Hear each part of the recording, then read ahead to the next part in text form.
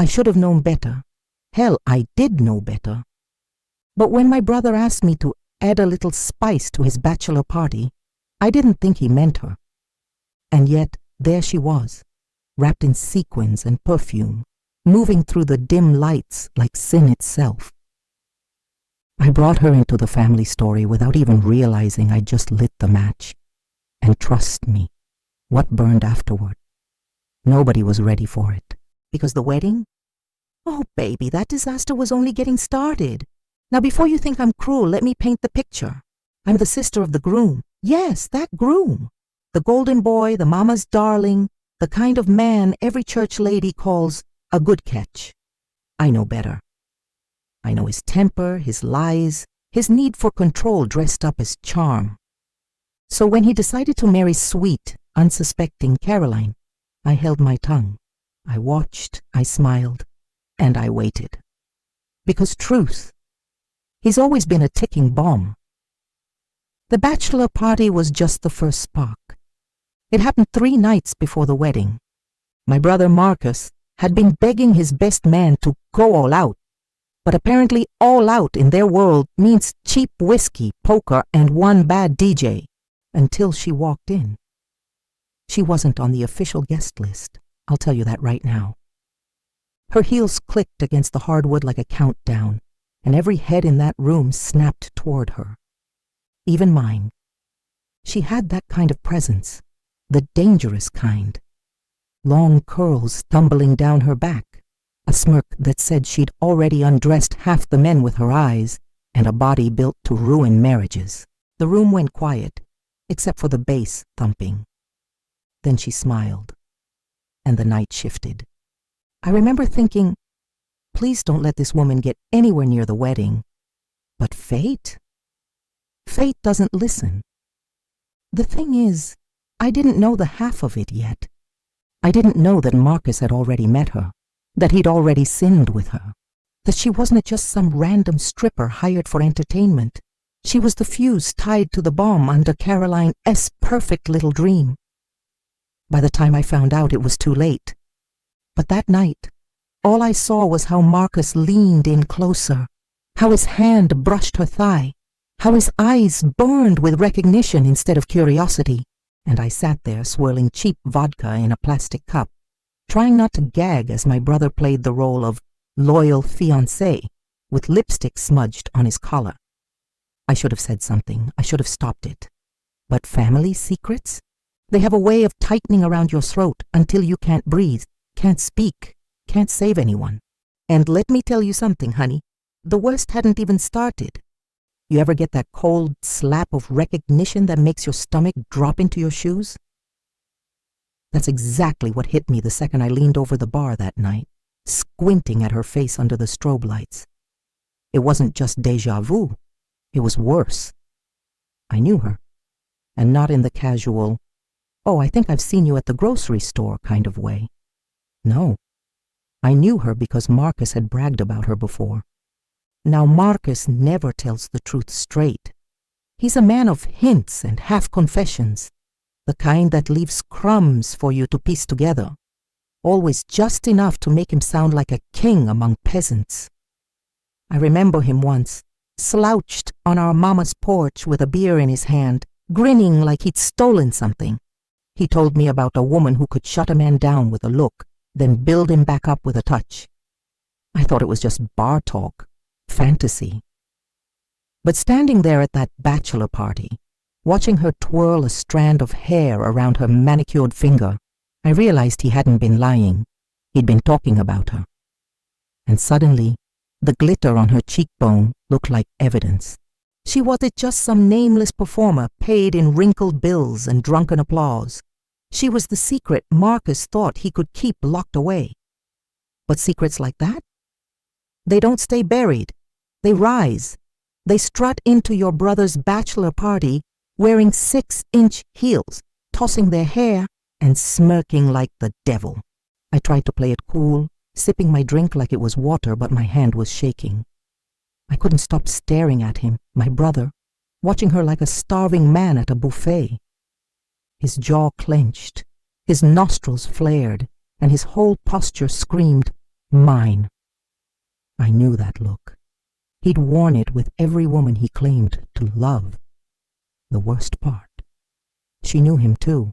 When she leaned down to whisper something in his ear, the way his lips curved into that private grin, it was confirmation. They weren't strangers. They weren't even acquaintances. They were repeats. And every repeat carries receipts, if you know what I mean. I wanted to drag him outside, slap him until his smug face turned red and scream, "You're about to marry Caroline, you idiot!" But instead, I sat frozen, tongue thick with all the words I couldn't say. Because what do you do when your brother, the groom, is smiling at a stripper like she's already been in his bed? I excused myself to the bathroom, locked the door, and pressed my back against the sink.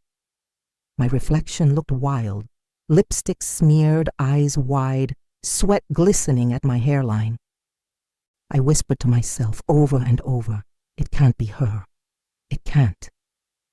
But when I walked back into that room, when I saw her sitting on Marcus's lap like the throne was built for her, I knew it was her. And the sickest part? She was coming to the wedding. Weddings are supposed to smell like roses, champagne, and nervous perfume. Ours smelled like a ticking bomb. I remember standing by the church doors, fake smiling at relatives I hadn't seen since the last funeral, when I felt it, that shift in the air, like the whole room inhaled and held its breath at once. And then I saw her. She didn't walk in like a guest. She entered like she owned the place. The same woman from the bachelor party, the same woman I swore should have been left in the shadows, now bathed in sunlight spilling through stained glass windows, hair cascading in glossy waves, dress hugging her curves in a way that screamed scandal instead of ceremony. Every head turned. I swear I heard forks clink against plates, even though dinner wasn't until later. My stomach twisted. I gripped my clutch so tight the cheap rhinestones dug into my palm. How the hell was I supposed to explain this? To my mama, to Caroline, to anyone? Because I knew. Marcus hadn't told a soul. And the guests? Oh, they noticed. Aunt Beverly leaned over her gin and whispered something sharp to Uncle Joe, eyes darting toward the stranger like she'd just sniffed out blood. Cousins huddled in twos and threes, their voices a mix of gasps and giggles. Even the pastor squinted, like he was trying to place her from some late-night memory he shouldn't have. But the real punch? Caroline's bridesmaids. They'd been glowing, all satin smiles and practiced poses until she walked in. Then suddenly their faces cracked. Jealousy, confusion, suspicion blooming like wildfire. I heard one of them hiss, "Who the hell is she?" And oh, how badly I wanted to answer. Meanwhile, Marcus, he froze. The confident groom who could charm his way out of anything suddenly looked like a deer in headlights. His jaw tightened, his knuckles whitened around his glass of champagne, and for once, he had no words. I almost laughed, almost, but instead I kept my lips sealed and my eyes sharp.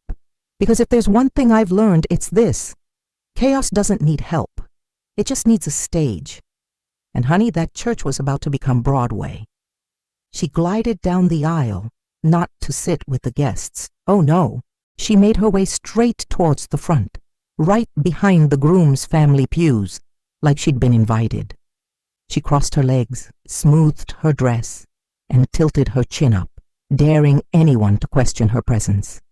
And the whispers, louder now, like bees swarming.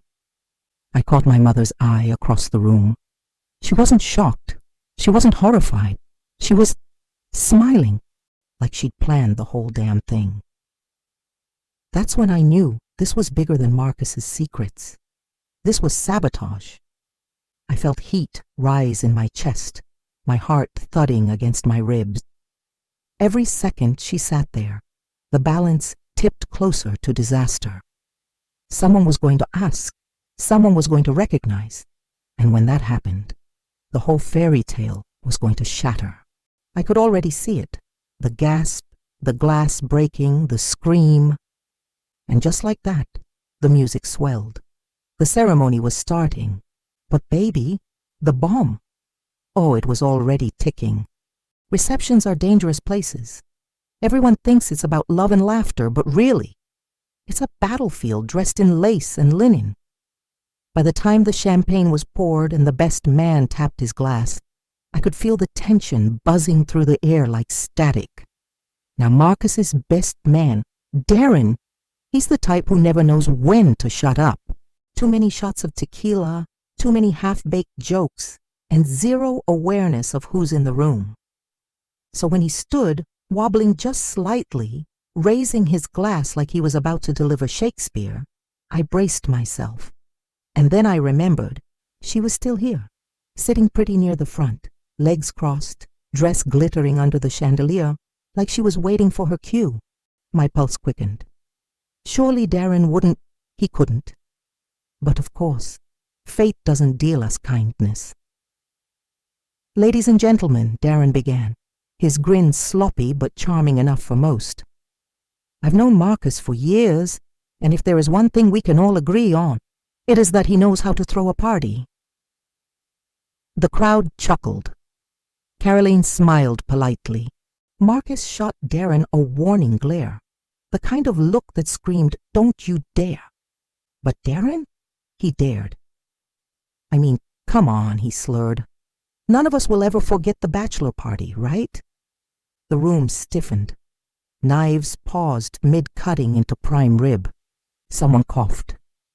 Caroline tilted her head, curious. My mother sipped her wine with that infuriating smile. And me? My stomach plummeted straight to the floor.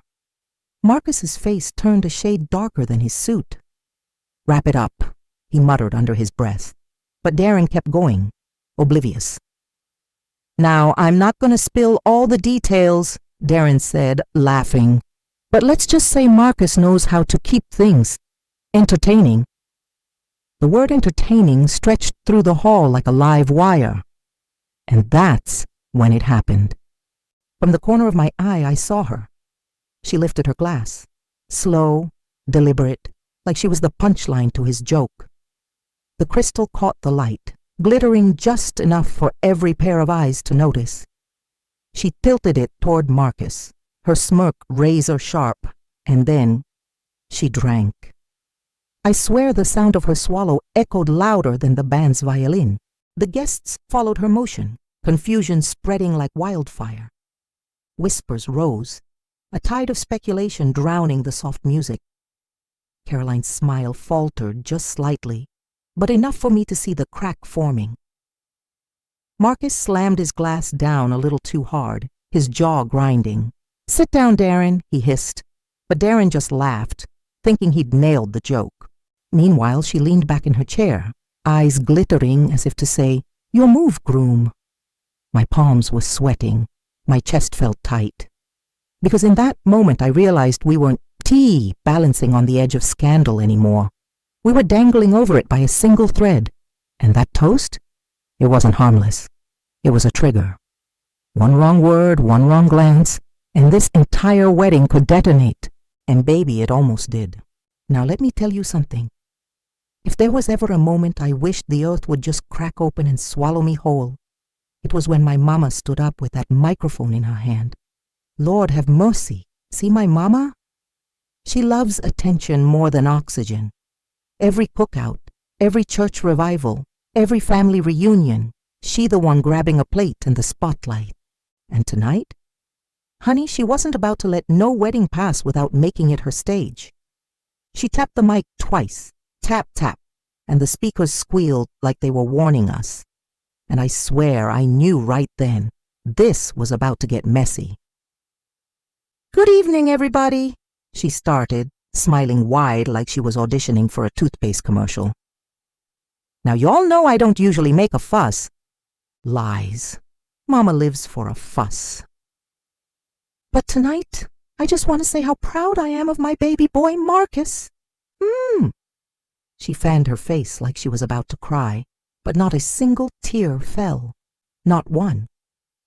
And of course our beautiful bride, Caroline, Don't she look like a doll?" The guests clapped politely. Caroline smiled, cheeks pink, eating up the compliment like cake. Marcus looked stiff, eyes darting toward the floor. Me? I was just praying Mama would sit her dramatic self down. But oh no, Mama wasn't done. She leaned in closer to the mic, lowering her voice like she was about to let us in on a secret. And Chili, when Mama lowers her voice, you know gossip about to drop. And lastly, I just want to give a very special thank you. I froze. She scanned the crowd, her eyes locking right on her. Yes, indeed, Mama purred, lips curling. To our very special guest tonight. The room shifted. Chairs squeaked, heads turned, whispers rippled like waves.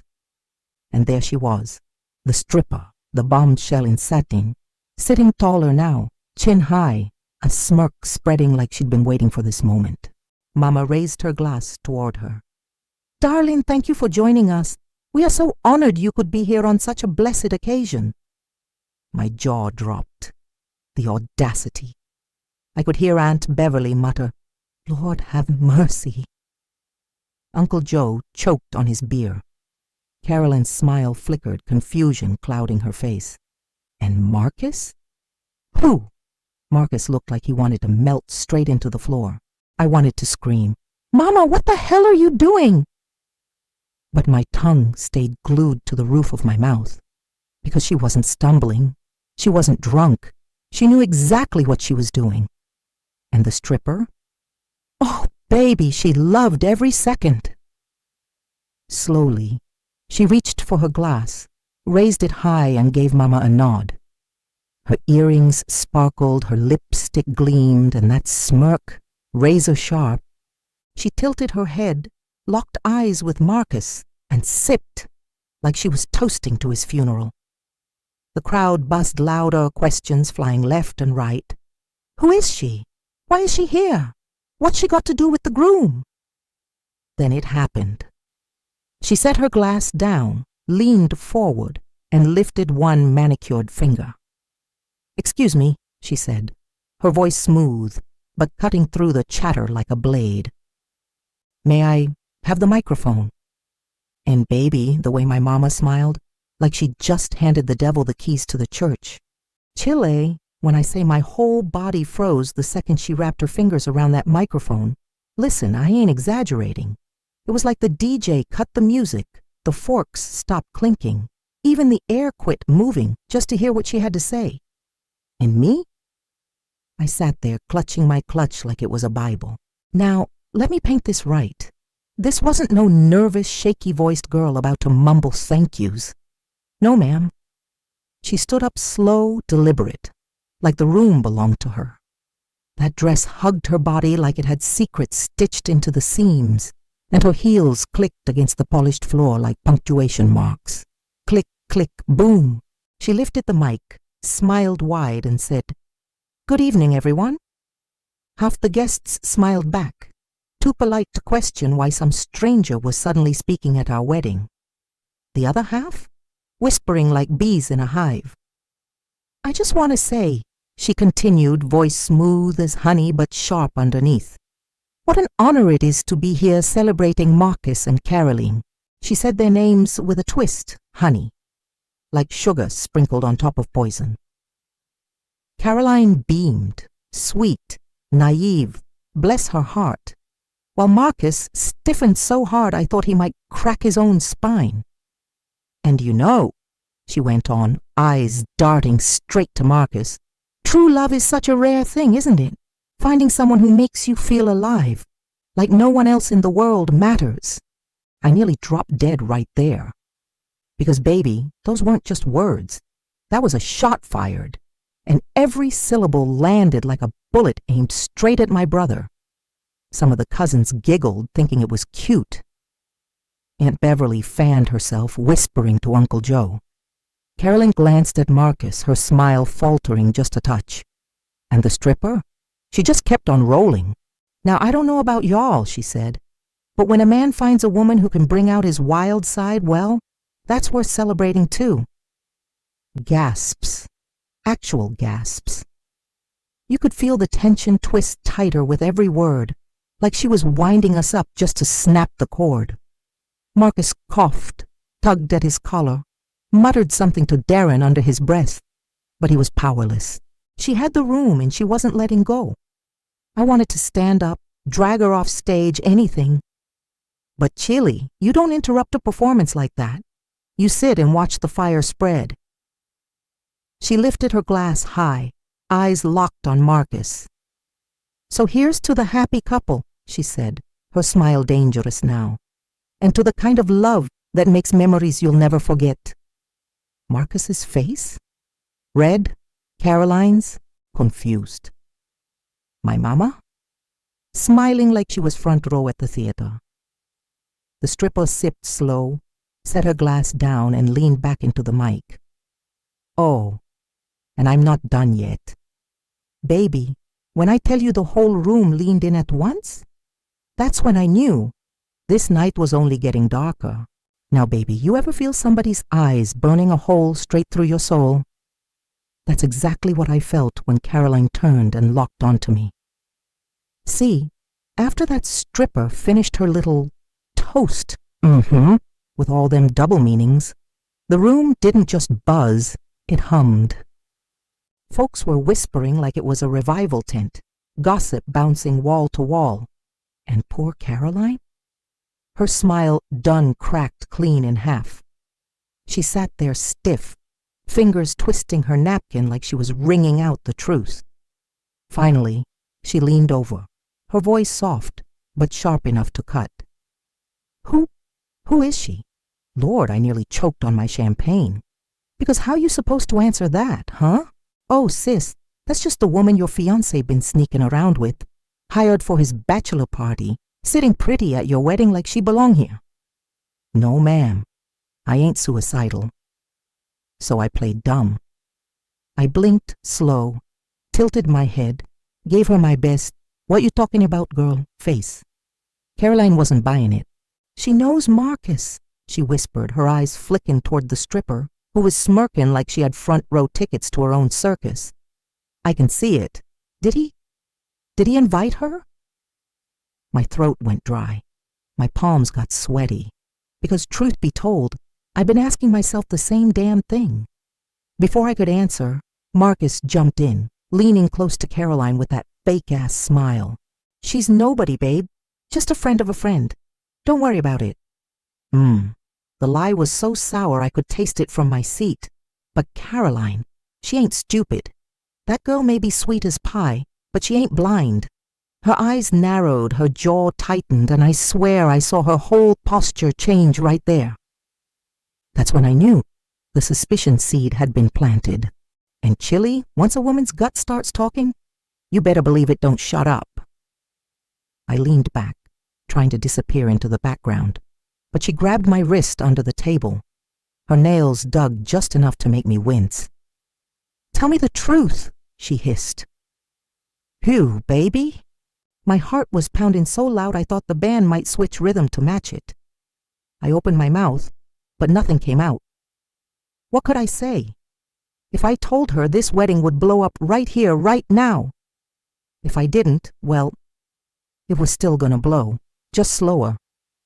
I tried to pull my hand back, but she held tight, eyes glossy now, lips trembling. Please, she whispered. I need to know. Across the room, the stripper raised her glass again, this time just for Marcus. Her smile widened, wicked, like she was feeding off Caroline's unraveling. And I thought to myself, Lord, the worst part ain't even here yet. Because suspicion? Once it starts growing, baby, it don't stop. Now let me tell you something, baby. When tension thickens in a room like that, it don't just sit quiet. Oh no, it leaks out, it spreads, it sparks. And spark is exactly what happened. Caroline's suspicion was already boiling. When Keisha, the bridesmaid with a mouth bigger than her bouquet, decided she had something to say. She leaned across the table, eyes locked on Marcus, and hissed loud enough for half the room to hear. You real bold having her sitting here today? Phew. And just like that, boom, fire. One of the groomsmen, Trevor, cocky fool who swore he was Marcus's ride or die, snapped his head up. "Watch your mouth, Keisha. You don't know what you're talking about." Keisha flipped her curls, rolled her neck. "Boy, please. Everybody in this room can see it. Y'all ain't slick." Tables started turning, folks leaning in like church folk at a Sunday scandal. And me? Baby, I just sat there sipping my champagne, thinking, Lord, here it come. Trevor stood, chest puffed, finger jabbing. "Don't you disrespect my boy on his wedding day." And Keisha, that girl jumped up so fast her chair clattered. She got right up in Trevor's face, her finger wagging, her voice carrying. "His wedding day already disrespected, fool. He brought his little sideshow, sitting front row like she a guest of honor." Now, child, when I tell you the silence that hit that room was louder than the band, I mean it. Plates froze mid-air. Forks hung halfway to mouths, everybody waiting for the explosion. Marcus's face went red. Caroline's went pale. And that stripper. Baby, she was sitting back, watching like she just ordered popcorn. But Trevor wasn't letting it slide. "You better shut your mouth before I make you." The bridesmaids gasped. The groomsmen bristled, and I swear half the aunties started clapping like they was at a cookout fight. Next thing I know, Keisha shoved Trevor's chest. He stumbled back into another groomsman, knocking over a centerpiece, water, flowers, candles spilling all over the table. Folks jumped up, shouting, chairs scraping, and right in the middle of this chaos, guess who climbed up on the damn DJ booth? The stripper. She kicked off her heels, swung herself up smooth as butter, standing high with every spotlight in the room hitting her. She held the mic like it was her scepter, her sequin dress glittering under the lights, and baby, the whole room stopped mid-shout just to look up. The DJ looked confused. The best man was begging her to get down, but she just grinned wide and wicked. And I knew, she wasn't about to give no regular speech. She was about to perform. Baby, when I tell you that girl owned that DJ booth like it was built just for her, phew, believe me. She didn't hesitate, not 1 second. Music flipped, lights caught her sequins, and suddenly the wedding wasn't no wedding no more. It was a damn nightclub. She slid down smooth, grabbed the mic with one hand and the other.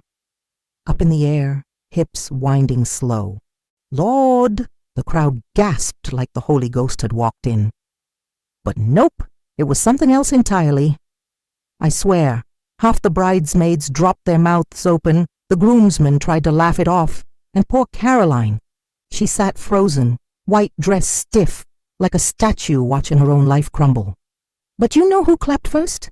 Caroline's mama. You heard me right. That woman sitting prim and proper all evening suddenly started tapping her hands together like she was watching Soul Train. She leaned back, eyes shining, whispering to the aunties, "Now this is entertainment." I almost spit my drink out. Meanwhile, that stripper bent low, slow, grinding across the floor, sliding right up to Marcus. Lord have mercy. His ears turned redder than the roses on them centerpieces. He tried to lean back, tried to play innocent, but the way his eyes followed her every move, baby, guilty written all over him. The crowd couldn't decide whether to holler or hush. Some folks cheered, some covered their mouths, and Caroline, oh, that girl's knuckles went bone white clutching her bouquet. The stripper twirled, let her hair whip, and the band just went with it.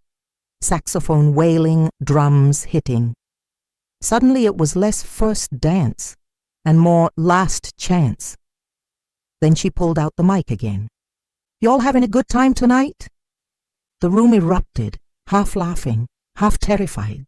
She strutted across that floor, eyes bouncing from guest to guest, like she was picking who to destroy first. Caroline's mama hollered, "Go ahead, girl! Show these folks how it's done!" Chilly, my jaw hit the table. Was this woman blind? Or just messy enough to enjoy the scandal blowing up her daughter's marriage? The stripper threw her head back. arms stretched wide, and shouted, "This ain't just no party, y'all. This is the night where the truth comes out." You could feel the air shift, forks hit plates, chatter died quick, all eyes on her now. Even the kids stopped running around, like they knew history was about to get written. I sat there frozen, goosebumps crawling my skin, because when somebody's standing in sequence, sweating under the spotlight, talking about truth, baby, they ain't talking about nothing good. Caroline's lip quivered. Marcus tried to stand, tried to grab the mic, but she swerved him easy, sliding just out of reach. Her smile spread slow, wicked. "I got secrets, baby," she purred into that mic, eyes darting straight at Caroline.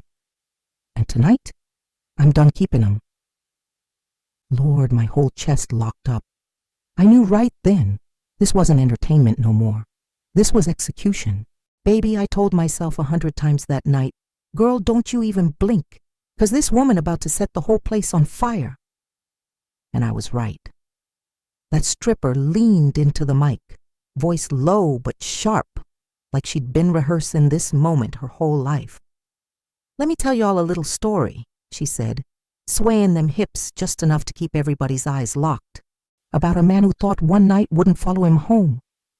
Lord, Marcus's face drained pale like he'd seen a ghost, his collar looking tighter by the second, sweat crawling down his temples. He tried to laugh it off, but his lips trembled. And me? I almost felt sorry for him, almost. Gasps started spreading through the crowd like wildfire, whispers bouncing from table to table. You could hear him. "She talking about Marcus?" "No, no way. Girl, I knew something smelled fishy." The stripper licked her lips, eyes laser-focused on Caroline now. "See, a few weeks back there was a party where the groom—" She paused, letting the room choke on that word. "Hired a little entertainment. Guess who that was?" She dropped the mic low, bent forward, hand on her thigh, like she wanted the suspense to choke us all. Baby, my heart thumped so loud I thought folks could hear it. Then she pointed, direct, at Marcus. Half the guests hollered, half the guests froze. Caroline gasped so sharp I swear the chandelier shook. Marcus jumped to his feet, hands waving. "Now wait a damn minute!" But his voice cracked, betraying him before he even finished. "The stripper?" She laughed, loud, wicked. "Oh, he don't want y'all to know how he begged for more? How he swore this was the best night of his life? Lord have mercy. The aunties clutched their pearls so tight I thought they'd snap their necklaces. Marcus's best man tried to step in, muttering, "Yo, chill, let's not—" But the stripper wasn't listening to nobody. She strutted down the aisle like it was a runway, mic still in hand, eyes never leaving Caroline. "You think he only danced with me?" "Nah, baby. He paid for me, and let me tell you something." Her voice dropped low, slow, deliberate. He didn't stop at just one dance. The silence in that room was violent. Nobody even breathed. Caroline's hands shook, bouquet quivering, her lips parting like she wanted to scream, but nothing came out. Marcus stretched a hand toward her, muttering desperate, "Baby, don't listen, she lying, she lying." But his eyes, his body, oh, it told the truth before his mouth ever could. I sipped my champagne, baby, 'cause if there was ever a time for a drink, this was it. The stripper grinned wide, almost satisfied, then tilted her head like she was just warming up. "And guess what else I got, y'all?" she teased. "Receipts." Gasps cracked the air again, people shifting in their seats, phones popping out like popcorn. I swear I could hear Caroline's heartbeat from across the damn room. And then it happened. She let that crystal flute slip from her hand. It hit the floor, shattering loud, cutting through the silence like a final verdict. Chilly, the second that glass hit the floor. It was like somebody lit a match in a room full of gasoline.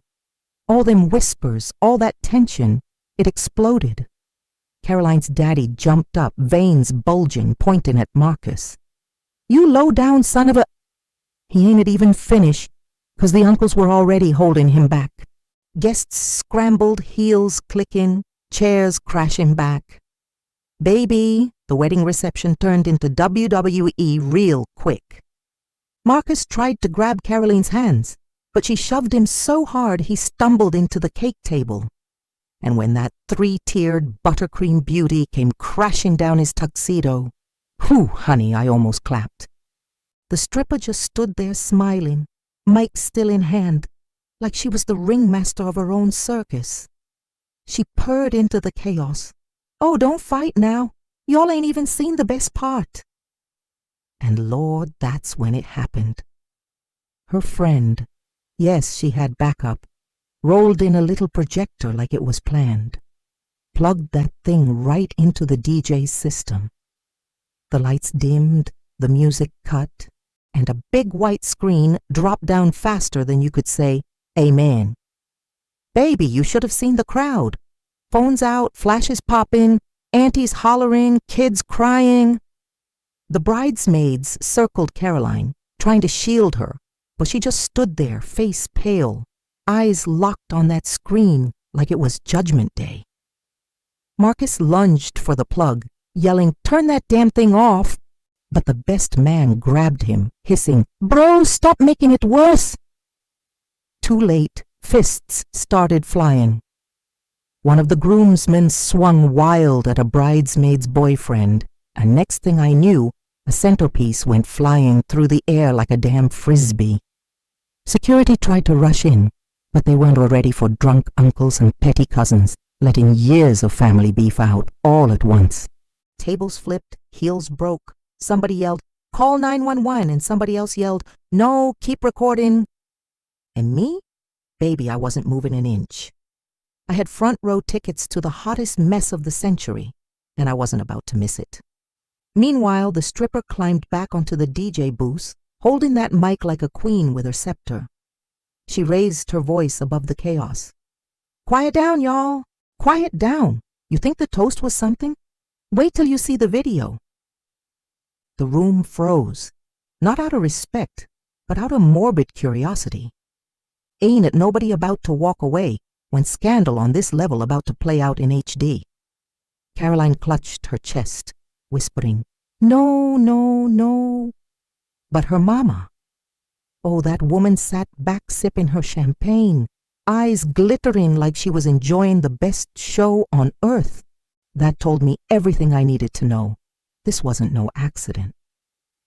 The projector flickered, screen glowing blue, then switching to shaky footage. The audio buzzed, grainy voices coming through. Marcus's knees damn near buckled. "Turn it off, for God's sake," he screamed, but his voice cracked like a teenager. Caroline took one slow step back, bouquet falling limp from her hands. And then it started. The video rolled. Baby, when that video lit up the screen, silence fell heavy like a coffin lid. Every eye in that ballroom locked tight, watching Marcus in grainy, low-light footage, sitting back on that bachelor party couch, tie undone, drink in hand, grinning like a fool. And who strutted into frame? That same glitter-dripping stripper now standing on the DJ booth. The crowd gasped so loud I swear the chandeliers rattled. Some guests covered their mouths, others pointed straight at the screen, whispering, "Oh my Lord!" Marcus stumbled forward, hands up like he could block the truth with his shadow. "That ain't real. Somebody edited that." But honey, ain't no Photoshop when your voice coming through crystal clear. "Damn, girl, you the best I ever had." Whew! Those words echoed like church bells at a funeral. Caroline clutched her veil, breathing sharp, chest heaving. You said that night was just drinks," she whispered. Tears streaked her makeup, mascara running like black rivers down her cheeks. The stripper leaned down from the booth, smirking wide, voice dripping poison. "He didn't just drink, baby. He feasted." That broke Caroline.